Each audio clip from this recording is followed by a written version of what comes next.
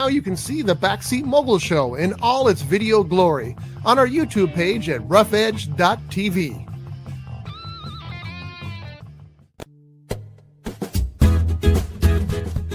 It's tiki time at Harbor Cove Cafe.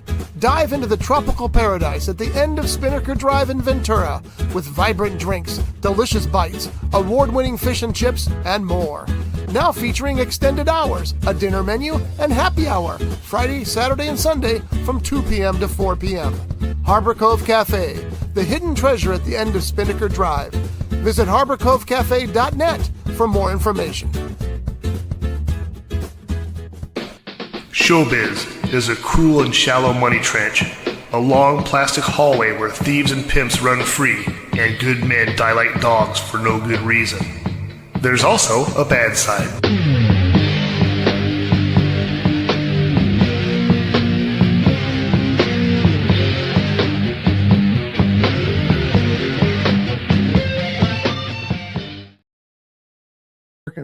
Oh, that's why. Hi, this is the Backseat Mogul Show live here at Rough Edge FM.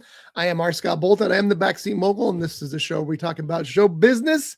Sitting to my right is none other than JohnyD. Johnny, good morning. Good morning, all. And next to him, we have Jeff Genet. Good morning, Jeff. Good morning, all. Jeff's very angry with me today, but we'll get to that shortly. Well, I wouldn't say that. Can I get something out of the way first? Oh. What? It's early. Is it a gun? Happy Valentine's Day, guys. Oh, that's so sweet. Little Debbie Nutty Buddies. I love those friggin' things. These will kill you. They're designed to kill you. One cookie, that doesn't mean one package. Are these individually? Yeah, they should be. One cookie has 18% of your daily sugars. That doesn't seem so bad. Let's open them up. No. Do it. Do it. Okay, I'll do it. Oh, and I'm not going to eat one of those now. I ate pirouettes this morning for breakfast. Do not tell my wife. And something else. This is, sorry, it's not for you unless he wants to make you a copy. What?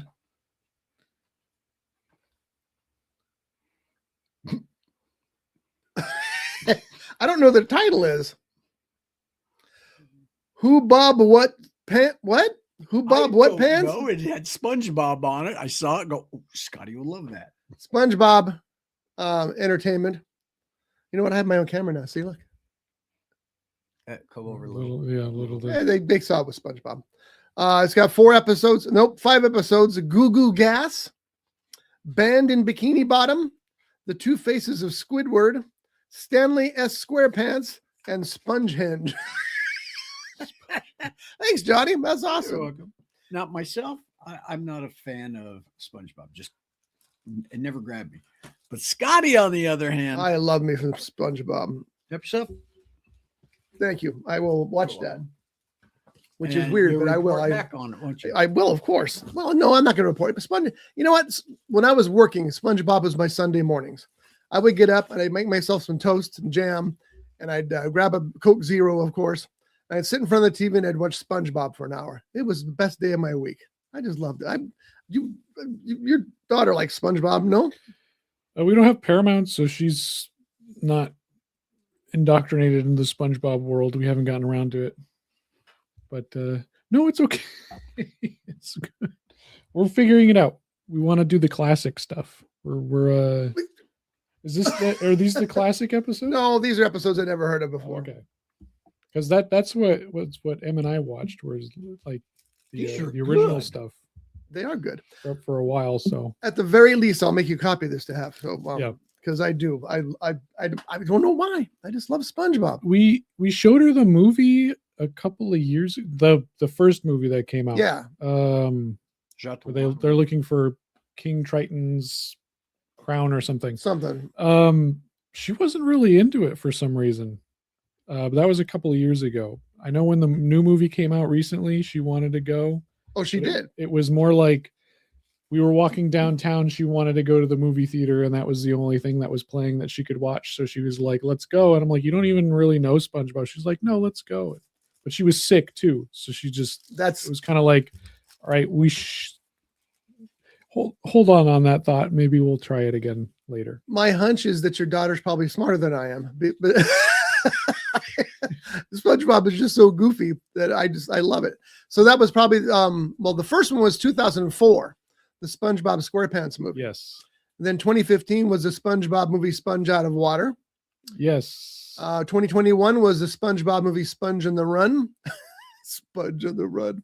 2025 last year was the SpongeBob movie Search for SquarePants, and there's been a couple of movies on Netflix: Saving Bikini Bottom, the Sandy Cheeks movie, and Plankton the movie. So, which is the one that had David Hasselhoff in it? That was the first one, the SpongeBob SquarePants movie. That was so funny. Which I never saw any of the other movies that came out. I was working at the theater when Sponge Out of Water came out, and that was weird because it was that was the first one that they did that was computer animated characters and stuff. And then it had this annoying Pharrell Williams song in it, and I hate that guy's music so much. I know which one you're talking about. I used to call that song musical crack. Yeah, because whether you liked it or not, it's stuck in your head and it's got caught in the wrinkles of your brain. Yeah. Yeah, and that's like they only used his music for all the Illumination movies, and it was just like can we hire someone else? There's other musicians out there. Yeah, but that first movie was pretty good, and up until I stopped watching, I enjoyed SpongeBob. So. It's entertaining stuff. Yeah. It's just as goofy as it possibly gets. And I told you guys a story about my favorite band is Motorhead. Got a Motorhead tattoo right here, and they did a song. They had a song. You Better Run. And Steven Hillenburg, who created SpongeBob and directed that first movie, wanted to use that song in his movie. And Motorhead said, well, fish don't run. So they re-recorded it as You Better Swim. And I just think that's so cool. Here's this badass, motorcycle band, and these guys are changing their songs to fit SpongeBob. Gotta love it. Now, for me, if it was Ren and Stimpy, yeah, I'm there. Mm-hmm. But I just never could get into SpongeBob. And what was the other one? Don't You Whiz in the Electric Fence. That's a Ren and Stimpy. The two guys. What I'm going. Beavis and Butthead. Yeah, Beavis and Butthead. Funny. Which is the guy that had the crew cut? It was either Beavis or Butthead. Well, I know somebody that looks like the human version of him. The guy's a millionaire too. Oh, well, yeah, it's probably based on him. Possibly. Beavis and Butthead's like South Park. It's like I never got into it at all. And then I watched a particular episode, and it's like everything just made sense suddenly. It's like, wait a minute, now I get this. And you go back and watch it, and I enjoyed it. But it's like something had to click. And it was definitely that way for Beavis and Butthead. And South Park, I know it was the movie, the first movie they did. I watched that movie and God, this stuff is hilarious. And then I became a huge South Park fan. So, it's weird how it clicks after, because I didn't like it for years. I mean, how many years had South Park been in the air before that first movie came out? 6 something? I have no clue. Yeah. I'm not a South Park guy. It's a weird show, but man, so much money. Yeah. I'm a big fan of The Simpsons. Uh-huh. Like I said, Ren and Stimpy. And Ren and Stimpy, when he gets into that Peter Lorre accent, God, I just love it. Hank Hill. King of the Hill. And that was my stomach growling. I just fed you. That's a good one too. My stomach growling? Yeah, and I just fed you. Oh, yeah. I know. Detective series. There was one other. There was one other we were just talking about, but I could just never get into SpongeBob, and I could never get into Beavis and Butthead. Just those. And I know you're not into South Park. Oh, South Park. No, I do like South Park. I really seriously doubt that, but we'll talk off air. See, I've seen a few episodes of South Park, and what I've seen is funny, but I've never sat down to watch it. Like all that stuff you guys just mentioned, never sat down to watch any of that. I would like to sit down and watch King of the Hill, The Simpsons. I know a lot of Simpsons lore, but I've never seen the show. But there was a video game, Simpsons Hit and Run, that I had for the GameCube. And it had some deep cut stuff. So I know all the characters. I know a lot of the gags from everything that happened when that game was made before. So have a good idea of it, but like I never really got into all that stuff. It cracks me up because so many people say that The Simpsons stopped being good at like season 8. Well, it's in season. Sorry about that. I'll turn it off. It's on what, season 23 now or something stupid. It was like 32, and something like that. Yeah, and in my book, at least, maybe it's not as sharp. Nothing was. Saturday Night Live, everybody will tell you the original cast was the best cast. So the first few years when The Simpsons was on, probably going to be the better years. But you watch it today, the new stuff, it's still better than half the stuff you're watching on TV. So, I mean, maybe not as good. I mean, back in the early days, they had Conan O'Brien as a writer. Hard to beat that by any stretch. So, in their early days, they had some great writers who went on to become well-known people. When Josh ran into Conan at a gas station, You heard him? no, they drove past, and Josh said, "I think that was Conan O'Brien." And Andrea said, "Well, we got to go back." And Josh is all, I'm not one of those guys who hunts down celebrities, but if I see Conan O'Brien, I got to go back and talk to him. So they turned around, they went back, and Conan was filling up his motorcycle. And they got to talking, and Josh had to mention a certain Simpsons episode that Conan wrote. And Conan was, "Oh, that's my favorite episode too." And Josh goes, "Just vindicated everything for me." That's pretty cool when you can talk to Conan about that. How do we get on cartoons? SpongeBob. He pulled a DVD out of a bag. That's right. Oh, the SpongeBob DVD. I can't wait. I'm so excited. Okay, so let's start today with, should we start with reviews, or should we start with, is it as bad as they say it is, or should we start with something else? Flip a Should we coin. flip an invisible coin? Yeah, you'll know when it's up in the air what you want to start with. Okay, got it. Cool. It's still up in the air. How can Yeah, you but say you got it? it is in the air, right? Uh-huh. Because he said if it's in the air, you'll know. And it was in the air. Oh, I okay. didn't know nothing about falling back down. So. Yeah. All right, so we're going to do this because I'm kind of curious. Is it as bad as they say it is? We'll find out now on the Backseat Mogul Show. Brought to you by Pele Utu, Reno's only traditional tiki bar. A kaleidoscope of colors and tropical charm with the undeniable allure of paradise and intoxicatingly delicious cocktails. Pele Utu. Open Wednesday through Sunday from 12 p.m. to 11 p.m. 1275 Stardust Street in Reno, Nevada. For more information, please visit peleutu.com.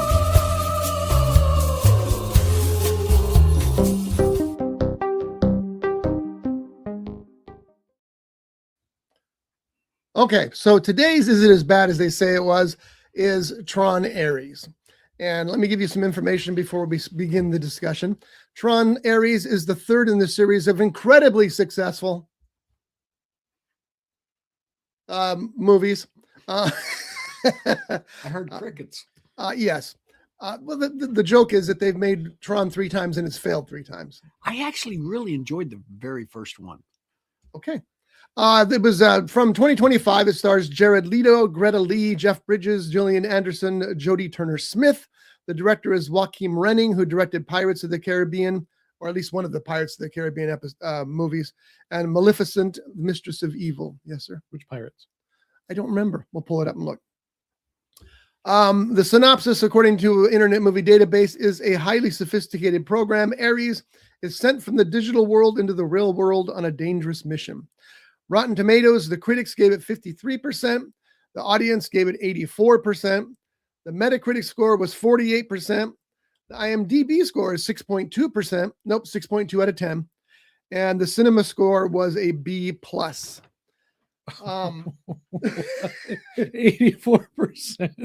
Oh my God. Now, here's the thing. I watched Tron Ares because I, like John, I like the first one. It's just goofy and silly as all get out. But you watch it because at the time, is that it? Dead Men Tell No Tales. Oh, that's the worst one. That one sucked. Is that the one you hate? I know you said that you hated one in particular. That's the one. One is There you go. garbage. So, and you'll notice I've blocked John out of this, not intentionally, but it fits because he hasn't seen this movie. So, I like the first one. The second one was okay. And I didn't like the first one. Not like. I watched it and I was impressed by it because of what they had done. Screenplay was god awful, which is something apparently they haven't fixed since episode 1. but the special effects now they're laughable. But back then, when you think back then, they were pretty impressive. And not because they're so fantastic or splashy, but because they were a different style, that geometric style kind of thing. Part 2 is more of the same, with, of course, a bigger budget and better special effects. And part 3 comes along, and I figured I watched the first 2. I got to watch this one, even though it didn't do well at the box office at all. And you've heard some of the reviews here on the Rotten Tomatoes, etc. So I did watch it. I sat down and I watched it, and again, the screenplay is just god awful. It's basically the same story but told with different characters, I believe. Have you seen any other? I attempted to watch Tron on VHS when I was a kid. It was boring. I don't think I got through the whole thing. And then I attempted to watch it again when Legacy came out, and I don't know if I got through it because I can't tell you anything about it. Yeah. And then I saw Legacy, and then I thought, okay. So I didn't even attempt to watch those before I went into this one. So let's just say I've never seen the other one. So it's all before. This is basically fresh to you with this. Yeah. Okay. Well, I had watched the 3 recently. I watched Tron last year in anticipation of this one, and I watched Tron Legacy was the second film in anticipation of this one. And both of them, like I said, they're really good to look at, but especially the first one. The first one, the script is so bad. It's like you're watching a B movie. And along comes this movie. And Tron Ares, and it's kind of like you're watching a B movie again. It's basically the same story they've told time after time. There's a threat of the Tron world coming into the real world. This time it finally makes it. I don't think it does in the previous ones that I remember. So what? I mean, we waited all this time for that. It's not worth the wait. What I will say I was impressed by is, first and foremost, the special effects. I thought that movie looked stunning. I thought the effects were deep, unique, and just glorious to look at. They're just bright and very, very unique. Makes the movie almost worth wading through. The second thing is Greta Lee. I love Greta Lee, and she was terrific in this movie. She stood out in a movie that everybody else kind of sat out. So I'll give her credit. 9 Inch Nails did the score, and that's one of the biggest problems with this movie. It's more like a 9 Inch Nails video than it is a score, because there's no impact. Again, when something, this is like the Smashing Machine. Something happens, but there's no impact. You want some impact. And this movie, they're just playing basically a 9 Inch Nails song, and stuff's happening, but there's no build. It doesn't enhance the image. It just plays along the background. It's a good score. I mean, I would listen to it without watching the movie, but it doesn't really enhance the movie. And that's a big detriment to the whole thing. I'm not going to mention Jared Leto. I'll let you do that. But, is it as bad as they say it is? I mean, the Rotten Tomatoes critics gave it 53. The audience, 84. No, I don't think so. Metacritic 48. IMDb 6.2 out of 10. Cinema score a B+. That's surprising too. But keep in mind that the audience score of Rotten Tomatoes and Cinema score are the audience coming out the door. So that's what people thought about it. Normal people, not weirdos like us. I would say I would give it a 50%. I give it a 50% because of the effects, because of Greta Lee. I can't really praise anything else. The story was just lame, for lack of a better term. So now we'll let Jeff take it out on me because I asked him to watch it.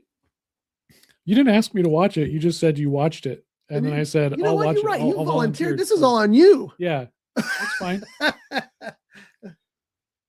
right. Jeff's got notes because he's better at this than I do, but it may be 14 pages of notes.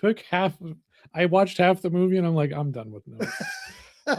So on the special effects, yeah, I agree with you. The special effects looked fantastic, where they're all the light sickle stuff and all the crazy junk they got going on. I was watching the movie and I thought, oh, this is where all the Marvel special effects budget went to was this movie, because this looks gorgeous compared to all that junk.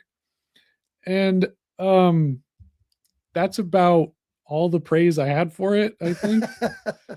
Because I was watching it and it was such a stale film. Like there was stuff going on, but it was almost like it was in one out the other. Like nothing stuck with me.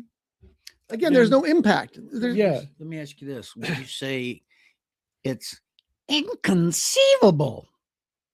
I had to put that in there. This is the reason I should turn off his mic Sure. too. So. No, he agrees. You know what that's from, don't you? I agree.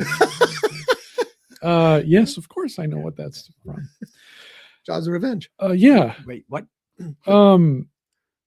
So that motorcycle chase, I'm just going to say this. The biggest issue with the plot is the 29 minutes thing.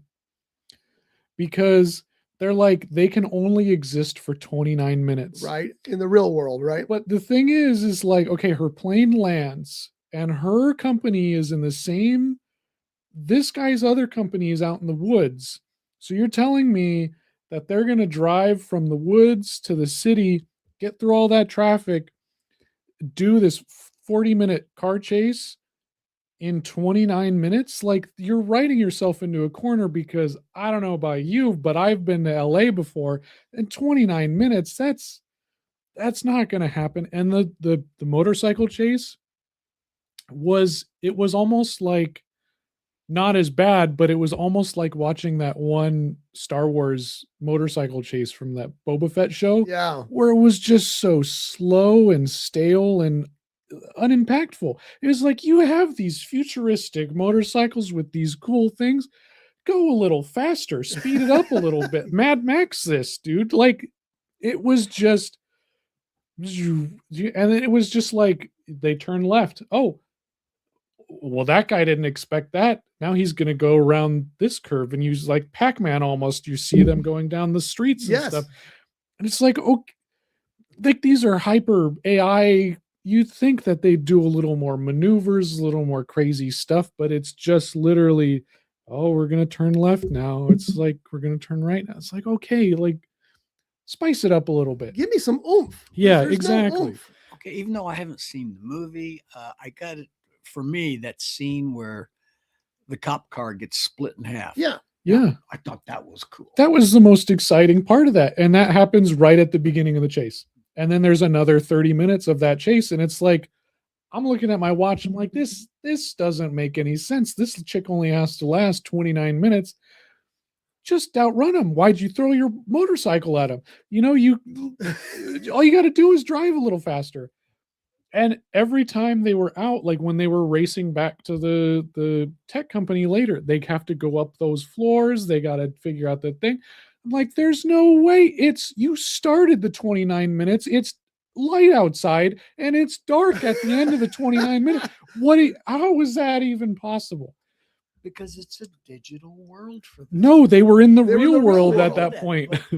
The digital world. Well, then the digital world would be more precise. I understand that, but in the digital world, 29 minutes could be 29 days. No, they were literally on a clock, like a human time, this world clock. I was okay. Trying to defend it. Yeah. I caught that, by the way. And I have a knack, because movies are like football. They'll tell you, oh no, we only have 5 minutes left, but there's 25 minutes of movie left. And they make that 5 minute stretch out. But I was thinking the same thing. When they were coming from the camp to the city, there was no way they made it and then got done what they needed to get done before those things disappeared. Yeah. It just doesn't make any sense. No way. Yeah. And it's like, why even write the 29-minute thing? Why not say 45 minutes? Yeah. You wouldn't have this issue if you just said 45 minutes. Why does it have to be 29 minutes? It doesn't make any sense. Somebody's anniversary was the 29th. They should have done 29 days. Okay, now let me ask you guys this. Do you blame the writing, or do you blame the director? Yes, and also Jared Leto, because Jared Leto really wanted this movie to get done. He fought for this movie to get done for like years, apparently. It's going to be the last movie he's going to get done for a lot of years. I mean, he's still going to star in movies, but he's lost a lot of his pull with this thing. I'm going to say that hiring Jared Leto to play the lifeless AI bot with zero emotion was pretty great because he really captured the soullessness of this film. Yeah, man. I don't know. It was only a 2-hour movie, but it felt like way longer than that. I felt like by the end of it, my morning was gone and I had to go to work. It was just like I could have done a lot of other things. But also, I want to point out another thing. The transfer portal. Yes. Why is that there? So they know it's like the transporter section of the Enterprise. They go down there to beam up. Yeah, but like if these programs, okay, I'm confused on another thing too, because in the first 2 movies, right? This guy made a video game and then he gets transported into the video game. Right. Right. And so this is the video game world. That brings up another question, but we'll get to that. This movie, these are just computer programs. Yes. Like, and the chick says that she didn't know that there was a real world in there. So it's not like they designed their computer systems to be like Tron on the inside. These are just point and clicks. This is a computer world. That kind of breaks the lore from the thing, because it's like this is supposed to be a video game, but now it's not a video game. Now it's just this is what the internet looks like. Yeah, true.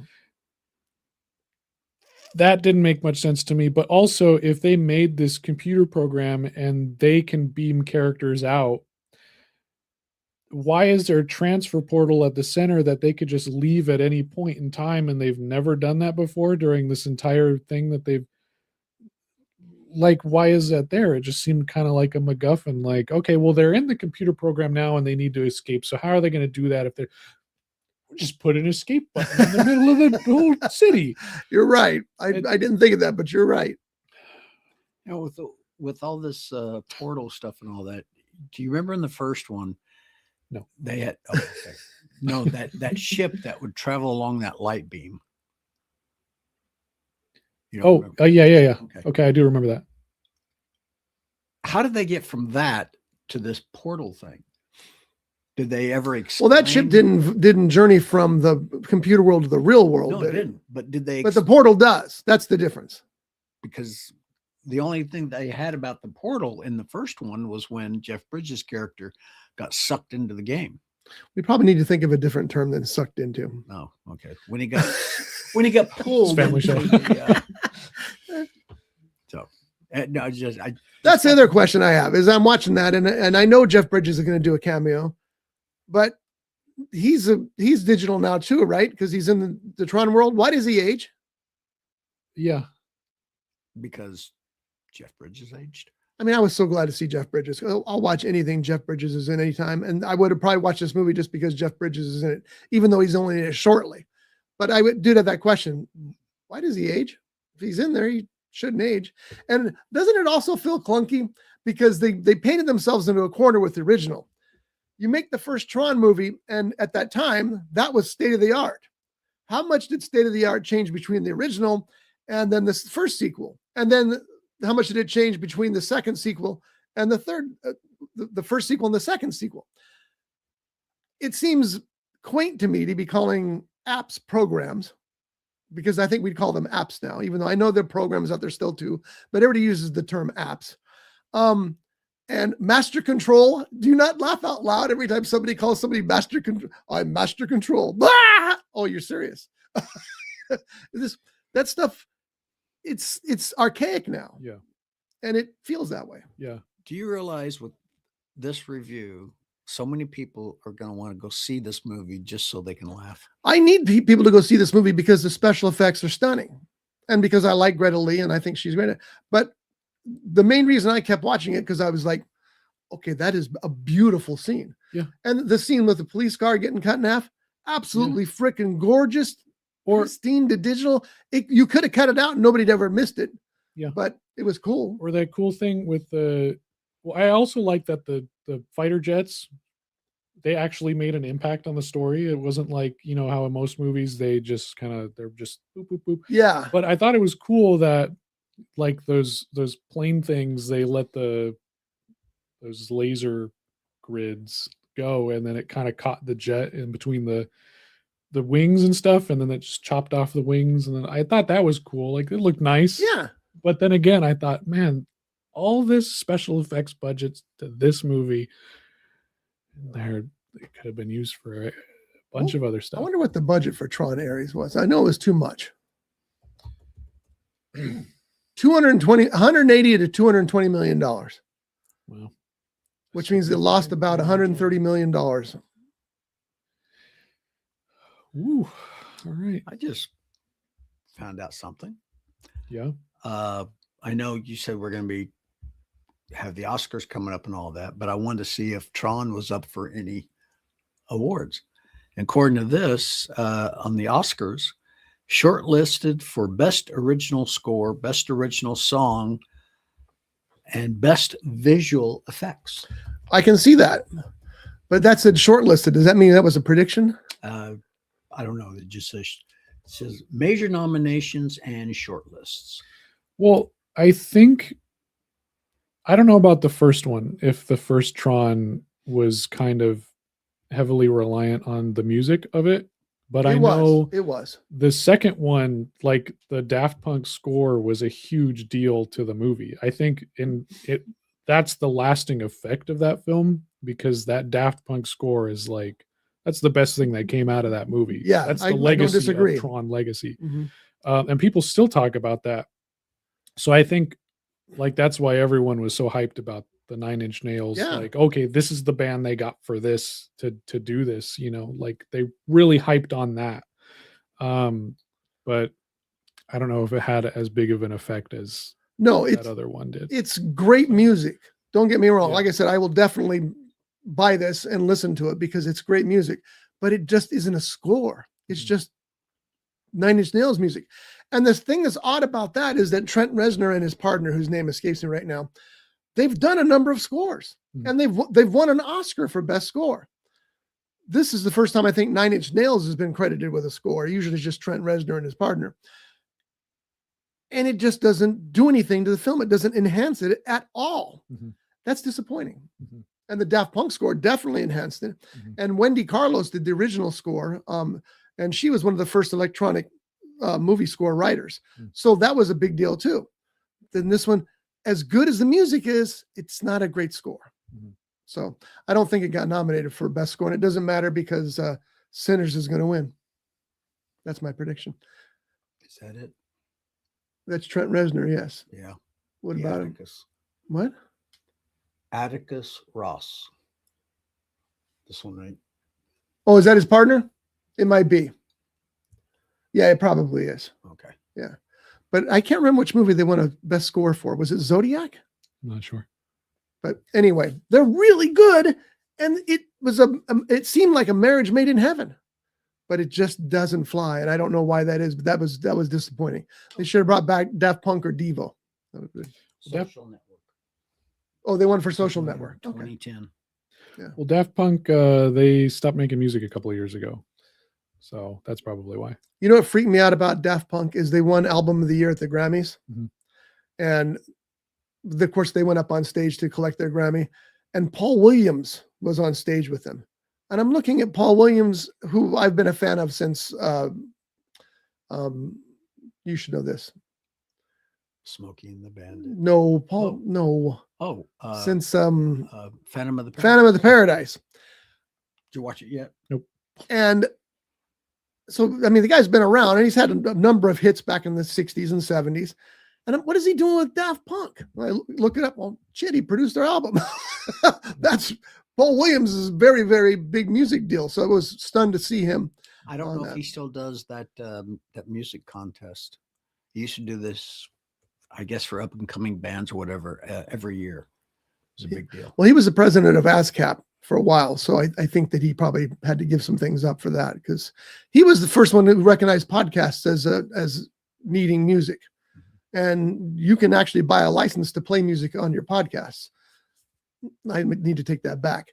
On your streaming shows, podcasts are a different animal entirely. You got to, there's a mechanical right involved and they can charge you whatever the hell they want to. All right. So anyway, what's your rating on a scale of 1 to 100 for Tron Ares? Well, I was gonna give it a 3.6 in my thing, so I guess that transfers to 36. 36. That's fair. Yeah, I get it. I was just so enamored by the special effects that I really, and again, Greta Lee. I just love Greta Lee. So. Yeah, I thought she did great acting. The special effects great. Like I said, like there was a little bit of humor in it, which I chuckled at once when he said, whenever he'd say, "Oh, that's a classic." Like I laughed the first time, but then he said it 8 more times, and I'm like, okay. Well, it's pretty soon. It's like, is that meant to be a joke, or is that supposed to be a real thought there? Yeah. And I love Jeff Bridges and the way he manages to keep that character. He managed to still use the word that he always uses in, I think, every movie he ever does. He's telling the hero, I think, he says, I know it's kind of confusing. He says, you just got to keep doing it, man. He's like, he just talks like a hippie, like he always does. Like, dude. Yeah, exactly. So what is your rating? 50. And I'm giving it a rating because of special effects, Greta Lee, and because I like the music. It just didn't work as a score. So I can't give it a rating because I haven't seen it yet. Yeah, that's probably wise. But I probably would really enjoy the special effects. Mm-hmm. I mean, as much as when I was connected into the business, I liked practical effects. But a lot of movies today, I got to admit, some of the special effects, which you can only do on computers.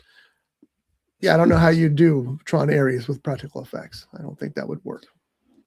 But we get a big roll of, cardboard sheet paper from Michael's and put it on the back of a motorcycle and just have another guy stand on the other end and start driving. There you go. Let's do it. See, thinking like an independent filmmaker. Yeah. How can I do this for $5? I'll get the motorcycle. Okay, perfect. There we go. That's the most expensive part, so that'll work. So what else did you see this week? Anything else? A little bit of Twin Peaks, and we watched 28 Years Later. Yeah, we'll talk about that next. As far as Twin Peaks is concerned, though, you had to end on a major cliffhanger. Yeah, the biggest, like, what the F cliffhanger in the series so far. There was things are heating up in terms of, conspiracy with this character, what's going on over here. The Wyndham Earl stuff is getting crazy. All this stuff looks like it's building to a crescendo. We only got like 6 episodes left, I think. And then somebody dies, and then they pan over, and then something crazy happens, and it's like, what is that? What does that mean? What is this? What? Hold on. Like, it doesn't, no spoilers for those who haven't seen a 40-year-old show, but it's just like, but isn't that the glory of David Lynch? It really is. I mean, just crazy. Yeah. And the sad thing is, and I don't remember this, so don't hold me to this thing or get, the thing I'm giving something away. You probably won't find out what the cliffhanger happened. Mm-hmm. It'll probably just start like that cliffhanger never existed. Yeah. Because that's what he does. Yeah, I'm not sure. I don't know how you would explain that or what I don't even know. We haven't gotten past that. It ended on that note, and I just went, it's been 3 days since I've watched an episode because I've been busy, and then, we're tired at night, and it hasn't happened. So I'll be anxious as I said, I've been very anxious to talk to you about what you discover out of it. Johnny, what did you watch? Movie wise, went and saw Song Sung Blue. Yes, we went and saw it together. Mm-hmm. Fantastic. And for most of this week, I've been battling with Verizon because my phone hasn't been working unless I happen to be in a Verizon store. Very entertainment based. Yeah. No, I had no internet connection, couldn't do data, couldn't make phone calls. It kept saying, I'm not registered on the network, unless, of course, I was in the Verizon store. Come to find out, supposedly, they had a tower in the Somas area that had a software malfunction, and it took them over a week to get it fixed. Mm-hmm. So I'll find out today if it's up and running when I tried to go to work.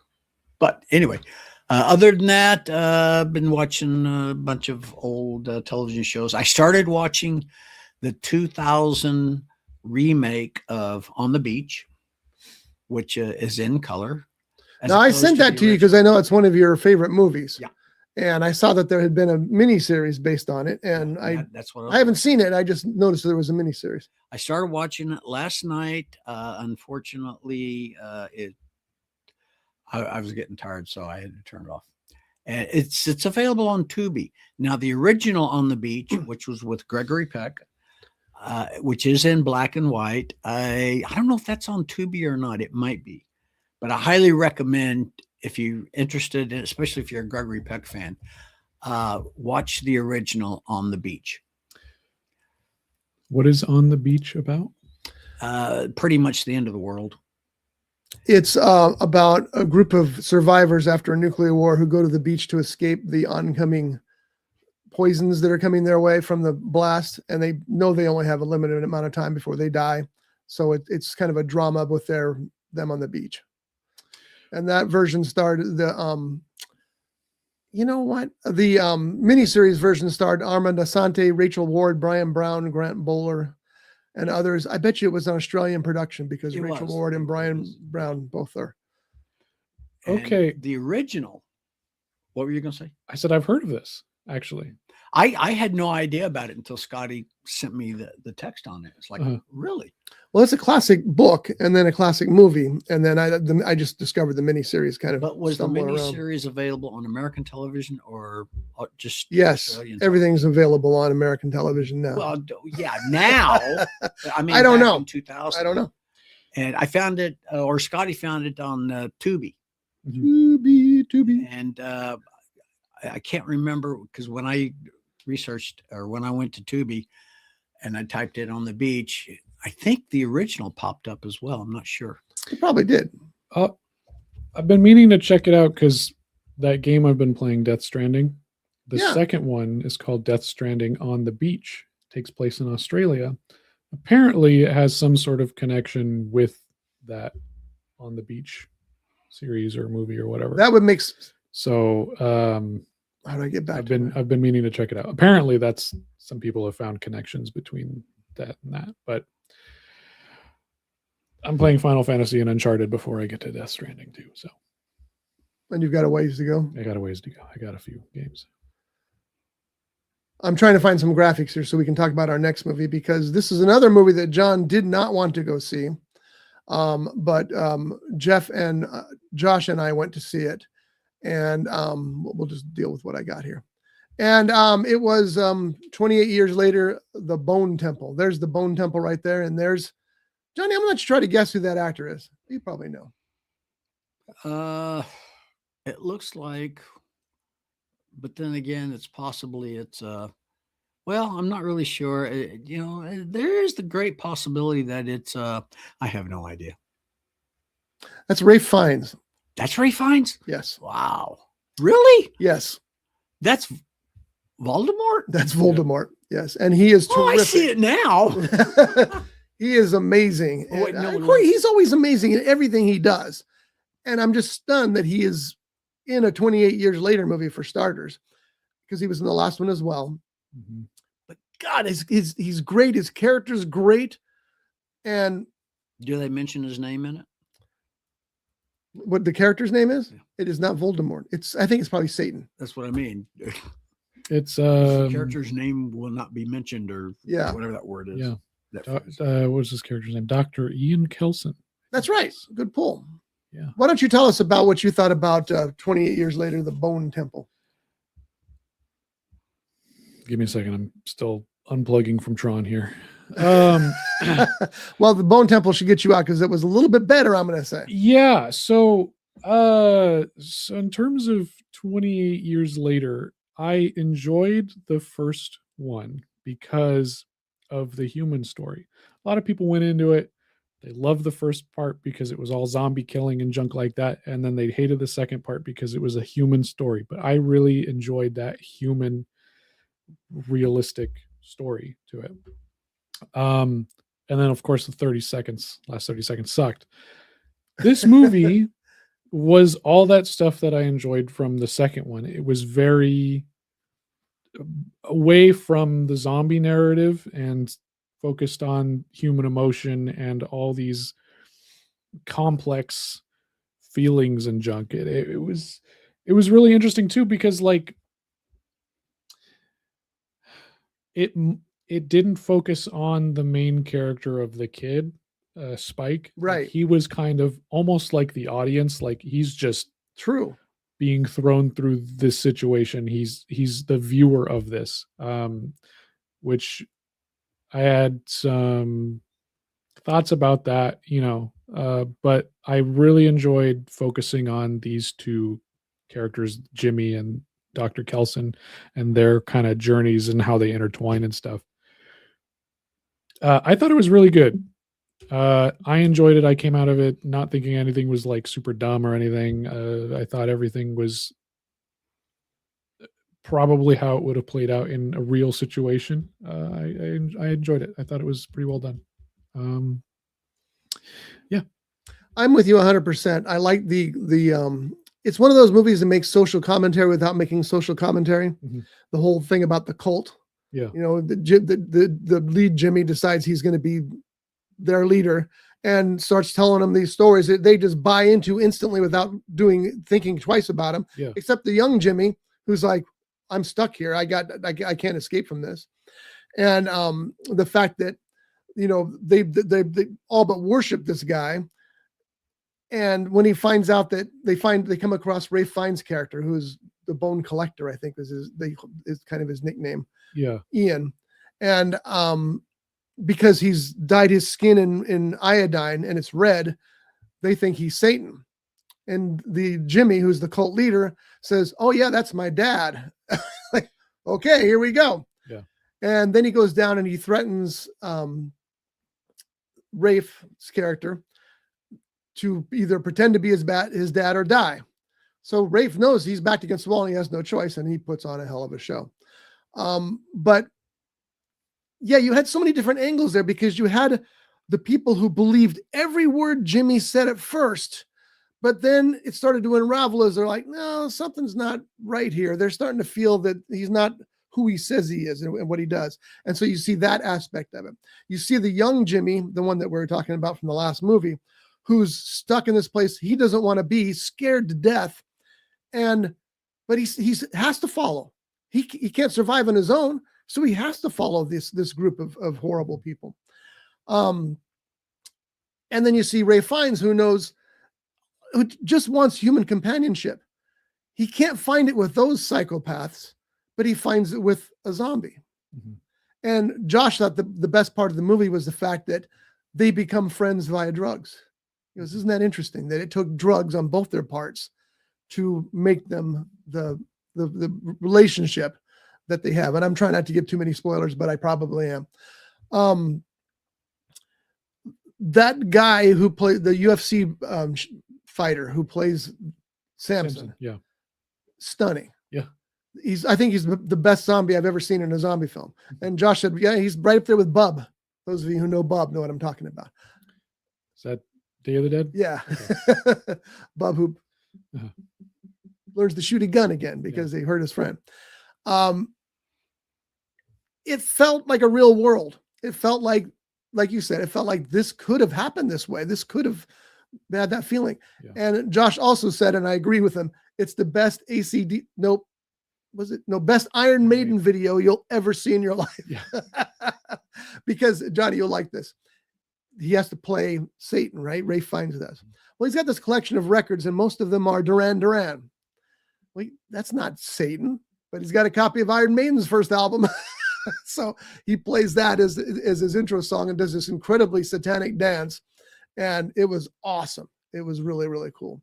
So far, everything that both of you guys have said, I'm thinking of, didn't I see a lot of this on The Walking Dead?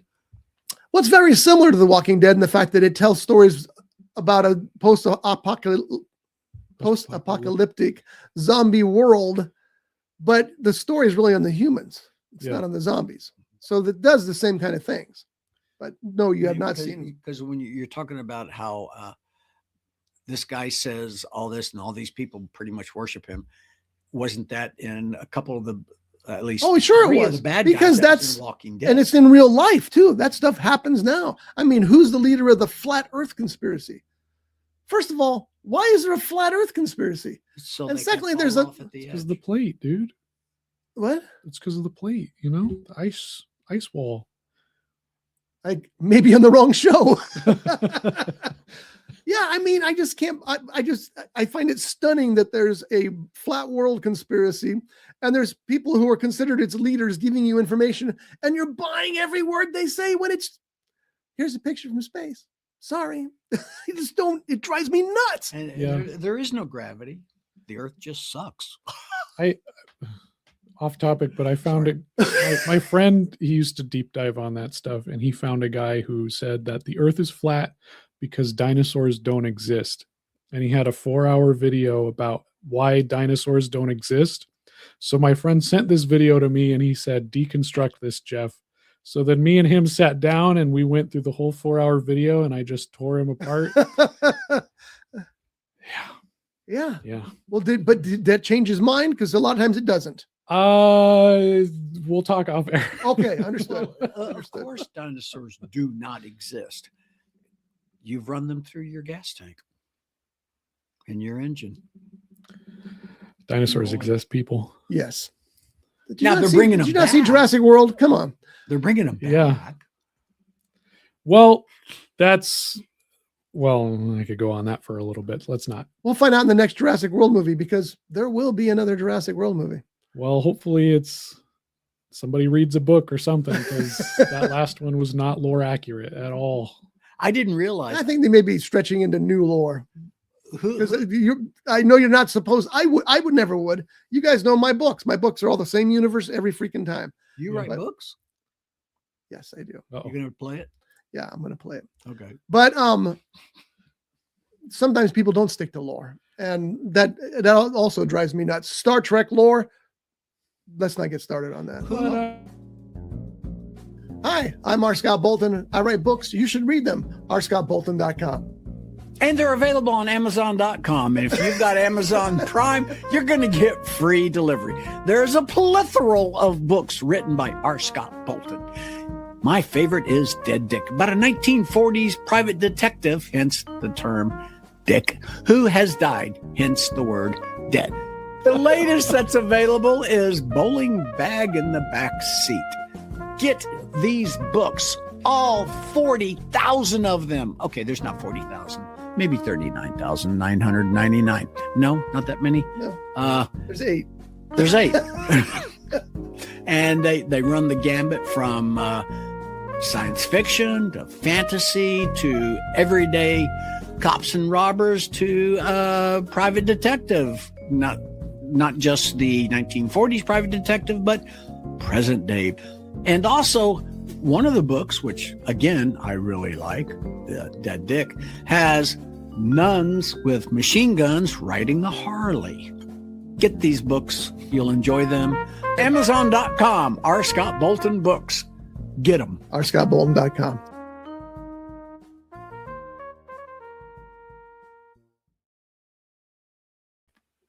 Now we're talking about gophers. There is a machine called the, I don't remember its actual name. I want to say the Rodinator, that they fill the rodent tunnels with explosive gas and then ignite it. And the thing is, you have to be very careful because there's some great videos on YouTube. I highly recommend finding them where people blow up their entire backyard because they do use too much explosive. And the backyard seems to lift, rotate, and fall back in. It's very exciting stuff. That's why I used it in one of my books. Well, when I read that in, was it Miller and Breeze? Yeah. It brought me back to when we used to do a NASCAR, and that time when Wayne got tired of the gophers in the front yard. So we'd come back from a race and we had some extra very high octane race fuel, and he poured it in one of the holes and waited because all the fumes went all the way through all the different tunnels, and then he threw a match into it and boom, had no gophers for a long time. He's lucky he still had a lawn. He's lucky he still had a house. Yeah, that's true too. So anyway, I think both of us highly recommend 28 Years, The Bone Temple. Who directed this one? Because I know who directed the first one. I thought that Danny Boyle had been directing all of them up to this point. I was wrong. And by the way, as far as I'm concerned, this was my favorite 28 Years Later movie. Yeah, Alex Garland did the first one, right? No, Danny Boyle. Oh, Danny Boyle, yeah. I could be wrong though. So, and I know you wrote Cillian Murphy was in it. Well, there's something cool about that in this movie, but we'll leave it that as it is. Oh, he did direct. Okay. Oh, right. He wrote. Garland was the Garland writer. wrote it, Okay. yeah. So, but out of all of the movies, this was my favorite. The Bone Temple was my favorite one. I liked the first one, but I was, I don't know how to describe how I feel about it. I was one of those guys who grew up literally with Night of the Living Dead. So my zombies are the shuffling, flesh-eating type. These are flesh-eating too. There's a great scene of him eating brains in this. It was awesome. But that was my main problem with it. I probably should watch it again. And I also know there's some serious tragedy in that first one that bothered me. But this was still, like I said, so far my favorite one. Well, when because I saw 28 Days Later, when they come out in 08. I think so, according to, it was 02. Yeah. And I'm reading about it because I remember seeing the movie, but I don't remember the movie. I know what it was about, but I don't remember certain things about it. But I'm reading this, and it says, a bicycle courier who awakens from a coma to discover that the accidental release of a highly contagious aggression-inducing virus, blah, blah, blah, blah. And I'm going, oh, that's Walking Dead. Because remember the sheriff? Yeah, which was first? Well, it would have to be this one. 28 Years Later. 28 Days Later. Right. And of course, Night of the Living Dead was first. What was the cause of that? Somebody wrote it in the script.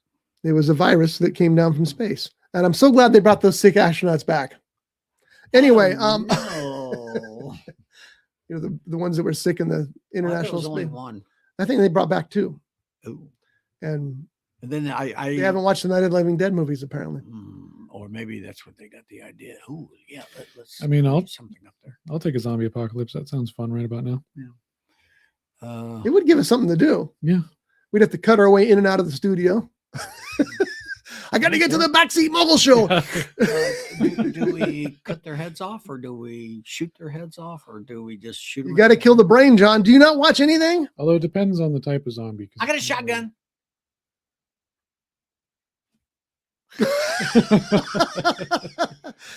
It depends on the type of zombie. Well, it depends on the type of zombie, what we do with them. It's different genre. No, not different. It's a machine, not a monster. We're okay. It depends on the franchise. I guess. Terminator. Sounds like a wolf. Like a what?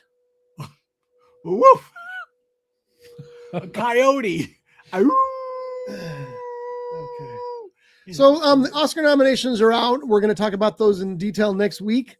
It'll be our last show, and we'll skip 1 week, I think, is all, because I'll be in Costa Rica. Unless I don't make it back from Costa Rica, then it could be the last show. You guys can come in and do it. But anyways, we're going to talk about that. We'll have Andrea Bolton will be in. That's my son's wife. She's going to discuss Taylor Swift's documentary series, The End of an Era. So we'll have a nice little chat about that. That'll be fun because she's a little bit of a Swiftie. And little? Yeah, she's actually a big Swiftie.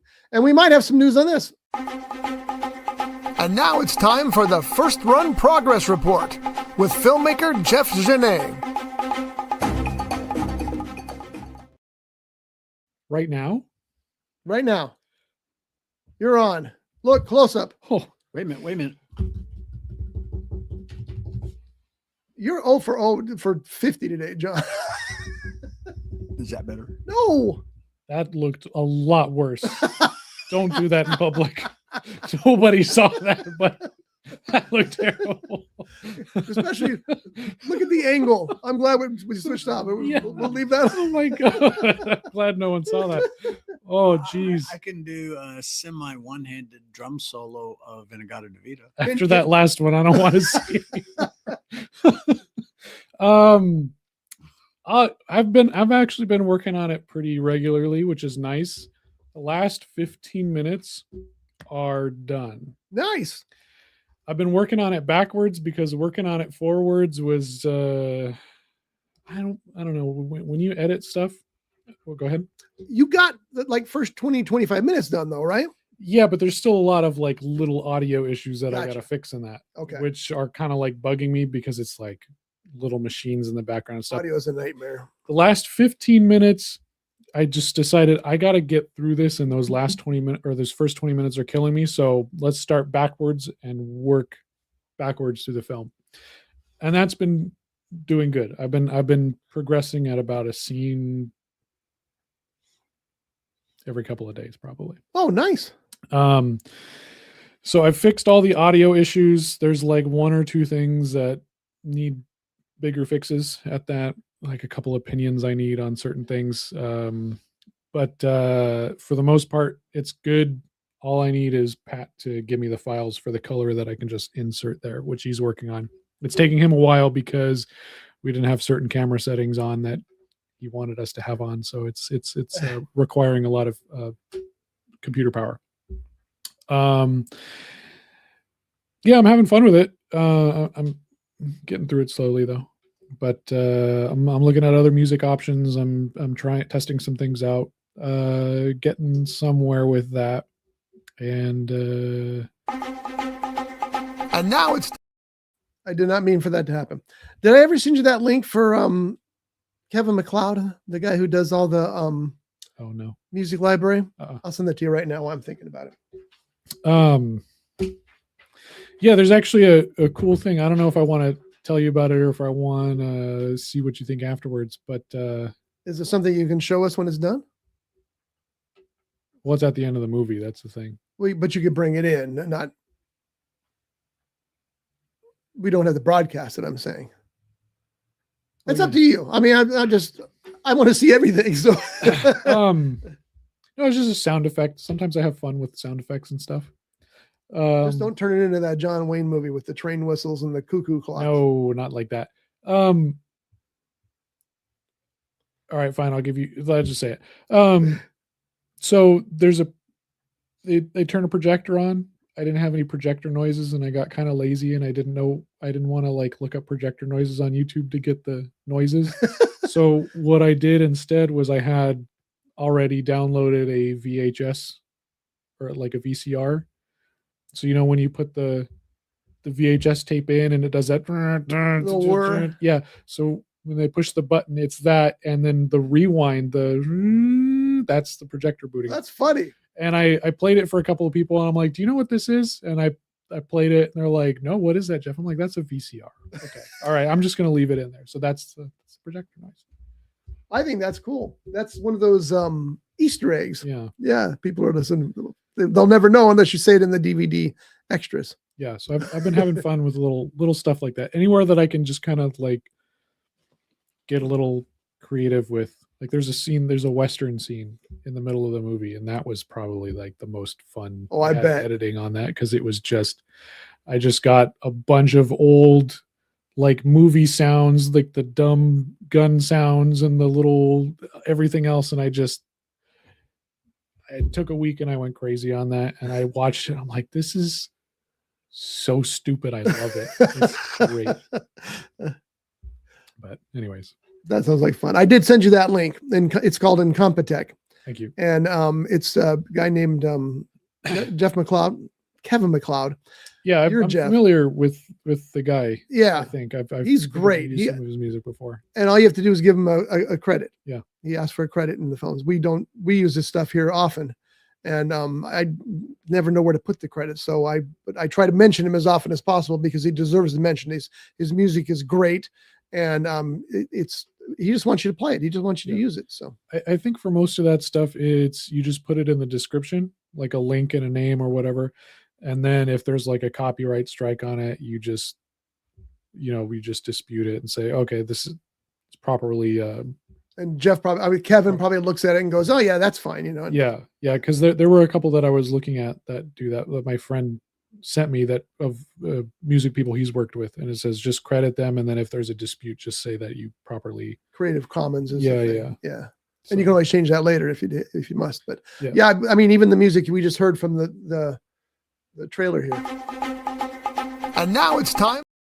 That's Jeff. Yeah. That's Kevin MacLeod. That's Jeff. That's Kevin MacLeod. I want to say, like, just looking for like royalty-free music, I've used some of his stuff because the name sounds familiar. Like, I'm pretty sure I've used it on a couple short films. Yeah, he's probably the king of all that. So, you talked about what you saw. Did you see anything else? No. You talked about Song Sung Blue, which I agree was very good. And the big surprise at the Oscars, one of the big surprises was Kate Hudson was nominated for Best Actress for that. And nobody really expected that to happen, but I think she's worthy. She was great. She's very, very good. I honestly, I knew she was in the movie, but I didn't realize that was her. You often don't. I know. Well, that's just like that movie that we went and saw, the battle, one battle after another. Yeah, I did not realize that particular character was Sean Penn until I'm reading the credits. I'm going, that was Sean Penn? I still can't get over that. I mean, it's so obviously Sean Penn. I didn't think it looked like him at all. Have you ever seen Sean Penn? Yeah. And I thought he was. I mean, there's some great makeup there and whatever, and he creates a character. I mean, he becomes that character. Yeah. That's what Sean Penn does. So somebody told me he didn't get nominated for the Oscar. And I was like, you got to be kidding me. He's not going to win. Benicio is probably going to win. But I thought there's no way he couldn't have gotten nominated. Well, he is nominated. Why do people do that? I don't understand. To create controversy. I guess. Yeah. Part of that. I mean, look at how much controversy I create on this show. Yeah. That'd be goose egg. Yeah. Well, there you go. Yeah. So anyway, the only other thing I saw this week, because I was in Palm Springs for a couple of days, was I watched The Undefeated, which is a John Wayne movie from 1969. Which one? Oh, Undefeated. Yes. It's about a tribe of Indians whose method of killing people is they remove their feet and leave them in the desert to die. Those are the undefeated. I'm going. I should have stopped it. You had me going there for a second. I was like, really? I'm going, wait. I saw I've your seen look. that movie many times. I don't remember any feet being. Oh wait, no. Okay, so why don't you tell us about the movie? You've seen it many times. Okay, John Wayne, Rock Hudson, takes place after the Civil War, and to those who object to that term, the war between the states. From the 1800s. Have you ever heard of anybody objecting to? I guess you can't have a civil war. The war is never civil. Is that I'm sorry. Go ahead. Oh, thank you. Anyway, Rock Hudson is leading a band of former Confederate soldiers and their families. They went to leave the U.S. to go to Mexico. And John Wayne was a former Union, I can't remember if he was a colonel or a general. And he is now is buying, rounds up horses and he sells them. He's like a horse trader. And he's going to be selling some horses to some people in Mexico.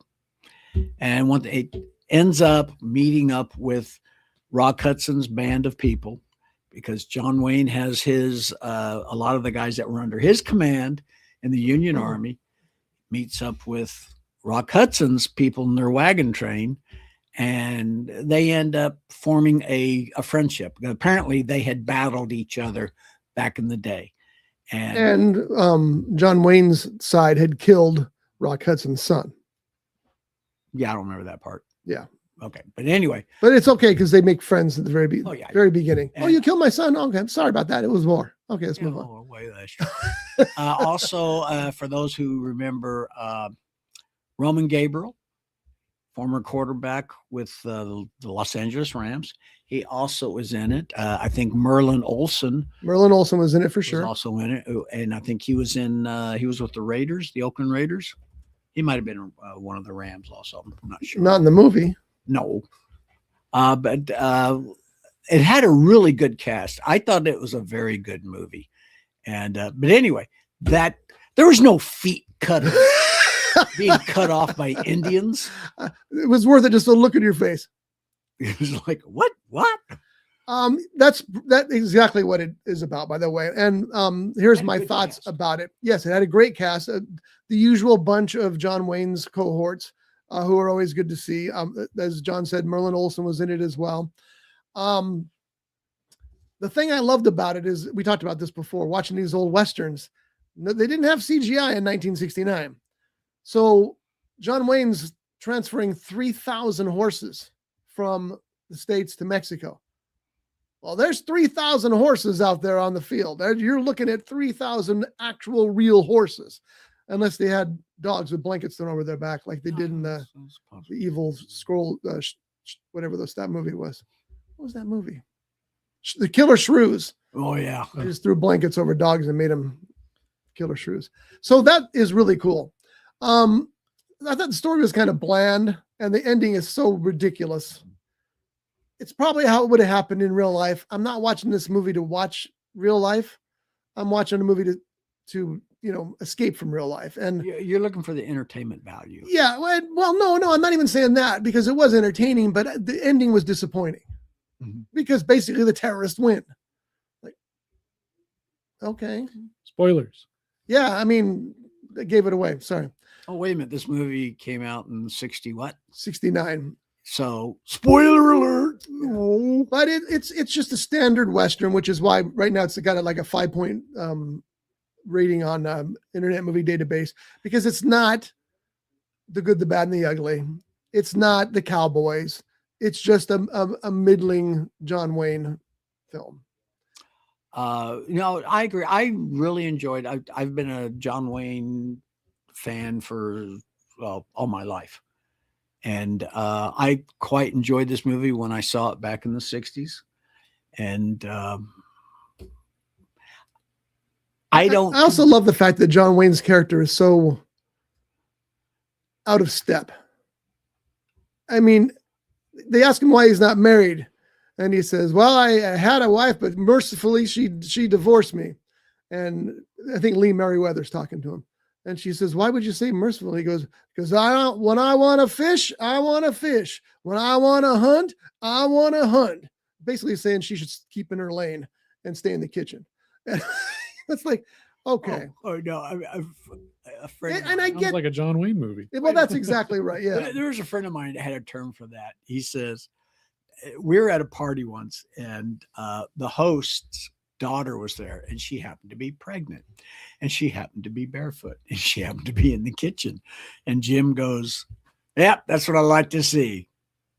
Pregnant, barefoot, and in the kitchen." So with what you just said brought that back. He was joking though, right? With Jim, no. Okay. See, that's the problem with the movie, because John Wayne's not joking. And when I say Jim, not the Jim that is sometimes connected with this show. This was another guy that I knew named Jim.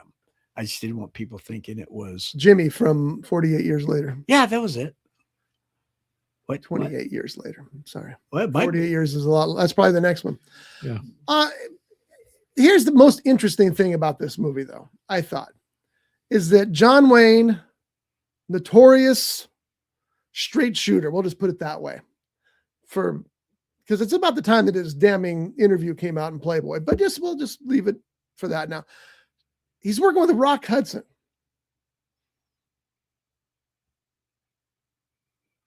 Famously gay man. What was it like on that set? I don't think it was. No. You did. No, I'm sorry. I shouldn't interrupt. Go ahead, and then I'll tell you why I'm going to interrupt. I don't. No. Oh, I'm just kidding. Well, you don't think? Period. That's the right answer. No. Was Rock Hudson gay? Yeah. Was it known back then? Probably not as well known. The audience didn't know. All of Hollywood knew. Oh, okay. So I just wonder what it was like on set with those two men of completely polar opposites working together. And I'm the wrong thing to be thinking about when you're watching this movie, but it comes to your mind, how did they get along? Did they get along? Did they tolerate each other? I don't know. There's going to be a lot of speculation because just about everybody connected with that movie in the know is probably long gone.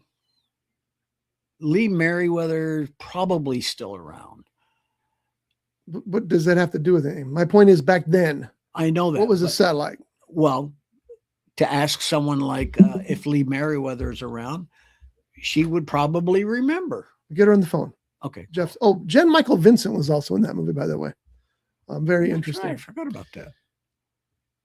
What's this movie called again? The Undefeated. And I'll tell you guys off air what happens at the end and why I was so disappointed in it, because it's a long story. We won't get there. But and just to let you guys know, in that collection that I gave you guys, that list, there are several John Wayne movies. I've been buying John Wayne movies on at the thrift stores. One of my favorites that I have is The Sons of Katie Elder. Yeah, see, there's another one. See, that's a level above the Undefeated. Undefeated is just okay. I can't remember if it's on the list or not, but The Comancheros, which was a really good movie. I can't wait to watch Big Jake again. Big Jake, I think, is probably my favorite John Wayne movie. And I realize that most people don't consider it a great John Wayne movie, but it's just a good revenge flick. And another movie that I liked, which involves the Civil War, is The Horse Soldiers. That was a good movie. Did you see War Horse?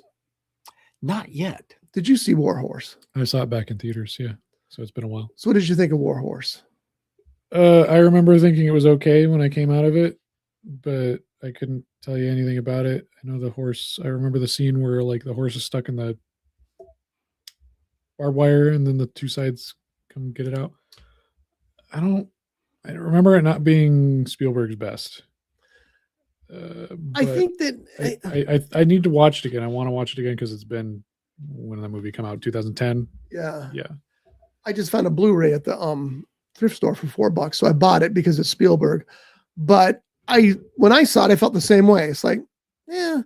And I always say this, and I've said this in the show before. It's just another horse movie.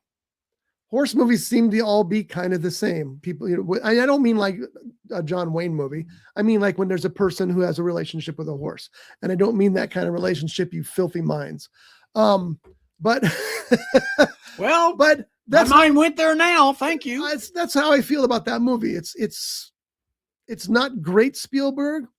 It's better than it would be because it is Spielberg, but it's just another horse movie. And I've had people want to punch me in the face for saying that, because some people love that movie. So maybe we should watch that at some point, and we can do, is it as bad as we remember? Yeah. Usually when I go back and I watch a Spielberg movie that I haven't seen in a long time that I didn't really care for, like I can see moments of like greatness because it is Spielberg. There's still like fantastic camera movements and directing in it, even though it's not like great narratively. I can still find stuff that goes, man, this guy's got it. Yeah. So I feel like if I watch it again, it'll and the latest example is that Disclosure Day. You watch that trailer and there's so many Spielberg moments in the trailer alone. Yeah. It's like, I can't wait. Did you ever see the horse movie Seabiscuit? That's about SpongeBob. I did see Seabiscuit, and you know what it was? It was a horse movie. But not only Tobey Maguire, but it had Jeff Bridges in it. Yeah. Did he say, "Hey, that's a nice horse, man"? No, he said, "Dude." Oh wait, that's my name. I love the fact that he has embraced that character to the point that he'll go out in public dressed as that character. Oh, and even there's a commercial he does with Zoe Saldana. Yeah, she mentions that. Dude, like, what? Not you. Yeah. Okay, so I've been doing a little bit of research here. I don't know if this is true, but however, on this, a couple of websites have said that John Wayne liked casting himself against tall actors. So when the 6'7" James Arness became unavailable, he helped cast Rock Hudson, who was at least as tall as he was. He wanted someone to play a bridge with, and he knew that Hudson was a good bridge player. I scrolled down a little bit, and it said here, oh geez, where was that? Okay. Despite his numerous anti-gay remarks and interviews over the years, John Wayne co-starred with Rock Hudson in The Undefeated, even though he knew of the actor's homosexuality. Blah, blah, blah, blah, blah. Okay, so it says, in the Civil War epic, the champion of right-wing political conservatism worked well with and even became good friends with Hudson's Holly. What the hell? Okay, so apparently they became good friends afterwards, even though he knew he was gay. That's an enlightening story. I like that. Again, that's from classicmoviehub.com. Okay, I'm going to assume that's a true story because I like that. I like that version of the story. So in the John Wayne movie, The Green Berets, George Takei was also in that, and Takei. It rhymes with decay. That's when he told, because I never could say his name right either. And then one day he said it rhymes with decay. Well, it's not a good thing to rhyme with, but George Takei.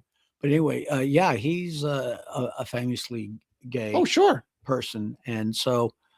Oh my. Yeah. that was pretty good. Apparently John Wayne doesn't have a problem or didn't have a problem with gay actors. Except that he said many times he didn't like gay people in interviews. So that's where I drew those conclusions from. But you're right. Actions speak up louder than words. Did he have any direct scenes with George Takei in that movie? Yeah.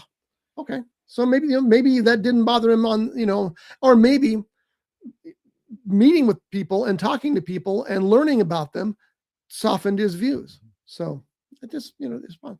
But, lessons to learn, people. Yes, exactly right. Because, there's John Wayne because he was John Wayne, he probably felt he could say or do anything. So he was saying his truths and then, they haunt you. So anyway, that's it. For John Wayne. John Wayne's one of those characters who he's bigger than the movies almost, and even though he always played basically the same character, which is okay, he got away with it and that's fine. He became an American institution and eventually an international institution. And I'm okay with that. But when you read, I read the entire Playboy article after I heard some of the things that he was reported to say. Well, I found an actual printout of the article. Like, man, you can't say that, dude. It is not, and it's not like it was like, you can't say that because it's not PC. You can't say because it's wrong. And but he said it anyway, and I think some of that probably didn't help his career at the end there. Even though he finally won an Oscar for Rooster Cogburn, right? Wasn't that his only Oscar? I don't think he won it for True Grit. I think he won it for Rooster Cogburn. No, he won it for True Grit. Is that 1969? I believe. You might be right. Is that one of those things?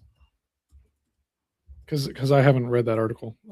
Is that one of those things that like you say something and it was like kind of okay back then, but now it's not okay? Because I've seen a lot of that like recently where people are reviewing movies and they're like, how dare this be like, they review it as today's time as opposed to understanding it from that time, which kind of bothers me. Is it like that, or is it some of it is the part I was talking about, the women, how he's, a wife's supposed to stay home and make his dinner while he goes out and hunts and fishes. That's part of the movie. That's probably part of the Old West. It still kind of gives you a jolt, but you realize that's the era. Yeah. And I'm not going to persecute something for being of an era. I understand. And I never, ever want you to delete it. I want to see that we need to follow it through history. It needs to be understood We and learned from. we should not erase our history because, like you said, we learn from it. Yeah, but we also don't need to praise it if it's bad too, which I unfortunately agree. happens. But But- if we learn from it, Yeah, we're that's what I'm saying. That's why- more than likely to not repeat. That's why when Disney started pulling things that were from an era that might offend somebody, no, don't do that. Just put a warning in front of it. Remember, this is 1935. They have actually done that on a lot of stuff on Disney Plus, like when you play Dumbo or Peter Pan. Yeah. They have that thing there They've that changed says that. Yeah, since they here's started some pulling. offensive stuff. But like, for example, Song of the South, they got rid of that. Yeah, they can never run that. again. Which I have that on DVD. It's not as terrible as people say it is. I think, in all honesty, I don't know if you guys have seen Dumbo recently. That is like leagues worse than Song of the South. Really? Anything that they do in Dumbo? Song of the South is like, you pulled Song of the South, but you didn't pull Dumbo. Like, oh my God, there's some racist stuff in there. Oh, you're talking about the original cartoon. animated. Yeah. Can I borrow those from you? Sure. Actually, I'd like to see both of those again. Yeah, And for that comparison. Would you dump them No. down? Oh, what? My grandparents, they used to run a video store out here for a little while, and they had like an under the counter Chinese import of Song of the South. Oh, really? It had the Chinese subtitles, so I'd watch it as a kid, and I didn't think it was that bad. So they ended up getting it on DVD, like through another one of those Chinese imports or something. Yeah. And when they passed away, we were going through all their stuff, and I was like, "This is a DVD of Song of the South. I'm just gonna." I'll take Yeah, that." this is way mine. So, yeah, and I watched it a few years ago, and honestly, it wasn't as terrible as people say. Like, the biggest thing is like the slaves are happy in that. It's like, well, if you're really paying attention, everybody in the background is not happy, but the guy who's carting around the plantation owner's kid, yeah, of course he's gonna, try to not be as dark as everything, Right. but he's still telling the stories. You have to like read between the lines. Yeah. Like, it's not great, but it's a kid's movie that tries to introduce that sort of history to it. And I don't think it was told with any malice. Yeah. And that's really key. If there's Yeah. malice involved, then you cut that crap down and you hide it away and never look at it again. If there's no malice intended, then that's a different story. I mean, it's definitely a product of its time. Right. It shows, but I don't think it is as bad as everyone says Which is- it is. Well, you got to slap that warning on it and let people make their own decision. I agree Yeah. completely. The movie Porgy and Bess, Porgy and Bess? not Porgy. I think it is Porgy and Bess. Oh, maybe it is. Porky and Bess would be the guy in the shower with the hole cut in between the bathrooms so he can look at the girls taking showers. No, that was Porky's. Porky's. But no, how would that set up today? Could they? Honestly, I don't know enough about it to discuss.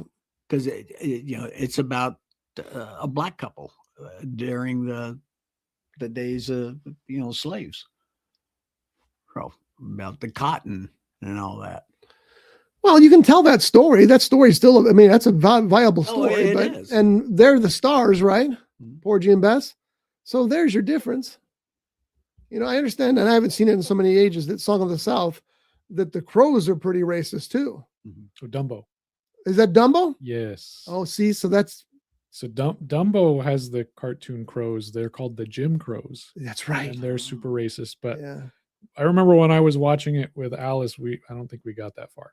But the beginning has a song where all these black people are building the tents and all this stuff in the rain, and they're singing a song about just some the lyrics are really not okay. It just gets a little like You're a little uncomfortable. Like, and, it's like, wow, that's really bad, that song, and Well, it's like you said earlier. It's a product of its time. Yeah. I can remember when we moved to Dallas, and we didn't have the washer and dryer set up at the house yet, and we had to go do the local laundromat.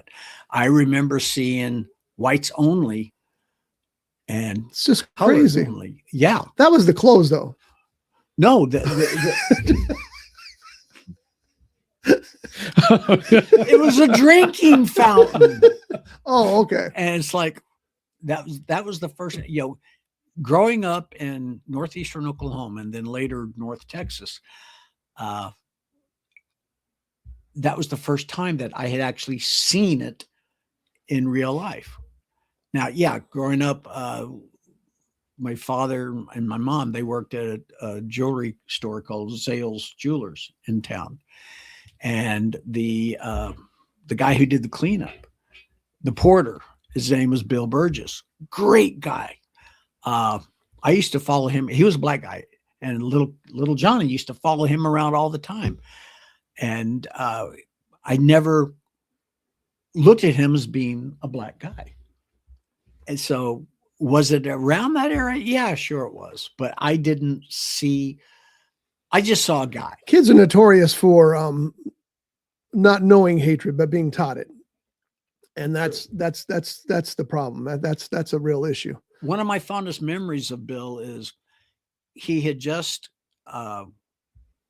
polished the silver that was for sale.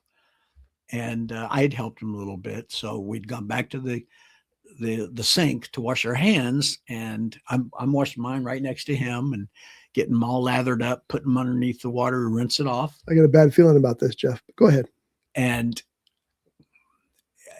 it's a visual. Bill looked at his hands, looked at the top of the hands, and he turned them over. I did the same thing because I was mimicking him. And I looked at my hands and I looked at his hands and I said, Bill, why is the palm of your hand white, but the backside is dark? And he just busted out laughing. I didn't know. And it was a very innocent thing. And I really hope that we are getting back to, in some sense, of that innocence. No, we're getting so far away from it. It's ridiculous. We are light years from it. There was a period where things were getting, but now it's stellar how far apart it is. It's crazy. But anyway, getting back to product of its time, a lot of the movies that we watch, the older stuff, yeah, that's the way it was done. Birth of a Nation, the original Birth of a Nation, a product of its time. And that's not giving it any credence. No, not giving it any freedom or any credit. It's just recognizing that this was how things were thought of at the time. And you should learn from that. You watch that movie now, and because again, it should never be banned. You watch that movie now and you should go, God, that's how it was then. That's horrible. That's how you should feel about these things. And it just, yeah, I mean, talking about John Wayne, it's like I've seen a number of John Wayne movies this last year, and a lot of them were just like, oh, yeah, can't do that today. Yeah, and shouldn't do that today. And we've learned not to do that today. I mean, same thing with TV shows. You look at some of the old TV shows that you can find on Tubi or Prime Video or whatever the streaming service that you're watching. Yeah, I can't do that today. Yeah, I mean, even some recent movies, like if you watch Step Brothers, like they're saying some stuff that you can't say today, and that's just a few years ago. The classic is It's Always Sunny in Philadelphia. Yeah. You ever watch that show? Oh, there's no bars anywhere, which is what it's all about. Yeah. There's like 5 banned episodes of that they pulled from streaming. Oh, really? Yeah, that's terrible. But you can get them on DVD, Internet Archive. Oh, Scott sent you. Hey, watch that. It's Always Sunny in Philadelphia. That's my humor right there. They just Josh and Andrea just turned me on to that. I've watched all. I think I'm season 8. I have 90 episodes still to go, and I am loving it. Those people are such horrible people. Yeah, but they make you laugh like crazy. Yeah. But the best thing about that show, Danny DeVito, Betty White. Is Betty White in there? Betty White in it? Isn't she in It's Always Sunny? No, you're thinking of the other one. Okay, she's the best part of that show. What was the one that she was in? That was Chicago. Not Chicago. Yes, it was. She was born in Chicago. See, that's what it was. Cincinnati?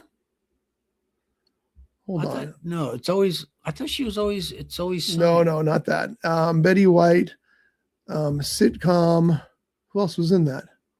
Hot in Cleveland. Oh, Hot in Cleveland. That's close.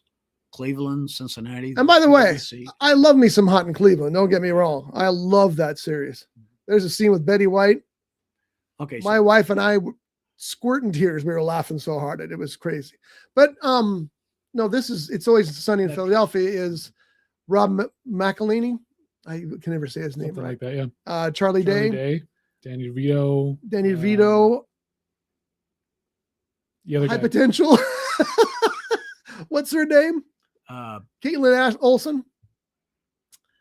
Caitlin Olsen, right? Yeah. I don't know. But anyway, it's outrageous to the degree of insanity. Yeah. And the season I just watched is the first season they went wide. Oh, okay. Their budget obviously increased dramatically Yeah. because also they have special effects and special guest stars. I just watched the episode. Speaking of completely and utterly un-PC, Diddy was the doctor. I don't remember that one. It's been a while since I've seen all of It them. may not have been Diddy, was it? Which one's in trouble? I think it is. There's a few of them. That's right. It is Caitlin Olsen. Caitlin Olsen. Diddy in. That's who it was. Sean P. Diddy Combs, right? Diddy Combs. Yes. Dr. Jinx. Okay. It's crazy. That show's just nuts. But man, there are just some jokes in there that are just, oh my God, that show is funny. And some of the best jokes are throwaways.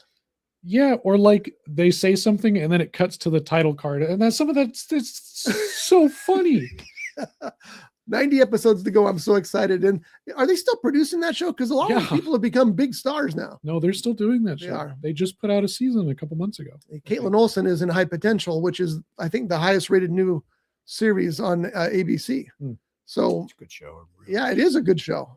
And she's terrific in it. But yeah, it's great stuff. Yeah, I remember I didn't watch this new season, but I watched the previous one. They toned it back a little bit, but it's still like It's outrageous. It's pretty good. And they there's a lot of racial humor in it and other things like that. But it's so funny because as bad as sometimes the racial humor or the sexist humor gets, it's never as bad as how stupid the white people are in the show. They're just absolutely nuts. And the show would have survived without Danny DeVito, but him stepping in and the episode where he was hiding in the couch. Yeah. What in God's name was? But he's like them. He has no borders. No, I'll do it. You want me naked in the couch? I'll be naked in the couch. Yeah.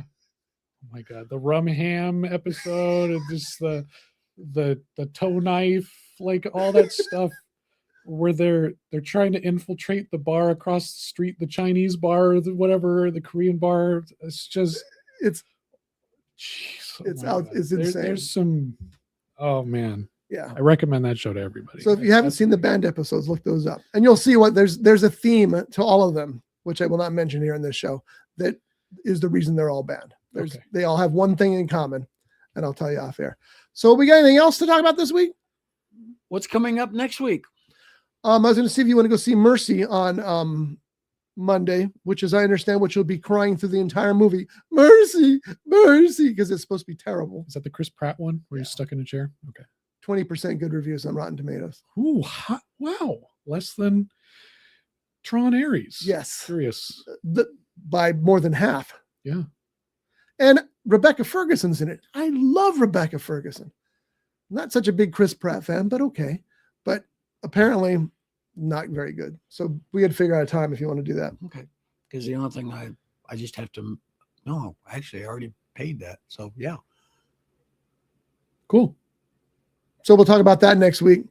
And we may doing another, is it as bad as they say it was? I know what I wanted to ask you earlier Dear when we God. were talking about SpongeBob.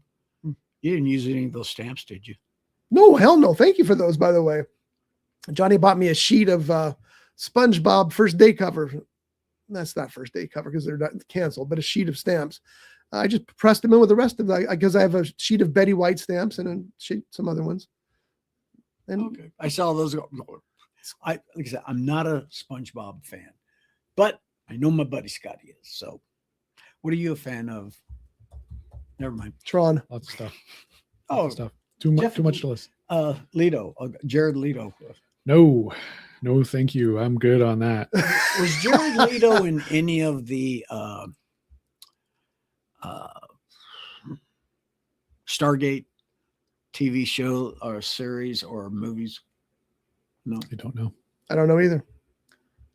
I'm trying to think of who played in the movie that Kurt Russell, the first Stargate. Who played the bad guy?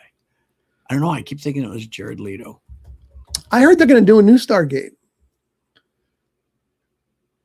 Have you guys heard that new Stargate series? Is that Matthew McConaughey? No, that's James Spader. That's Look like Matthew McConaughey for a second. is he the one that played the bad guy? That's Red. Kurt Russell, James Spader, Jay Davidson, Vivica Lindfors, It would have been. John Deal. John Deal was good. I don't see Jared Leto on there. Could have been French Anubis. Stewart. Hold on, don't go down. Wait. This is exciting. Richard Kind. Richard Kind was a bad guy. He always plays a bad guy. Go to the character who played Anubis. Newbie. Yeah, Carlos. Lauchu. Okay, maybe it wasn't him. Okay. Well, we'll have to find out later. Well, it could have been because it was a much younger person.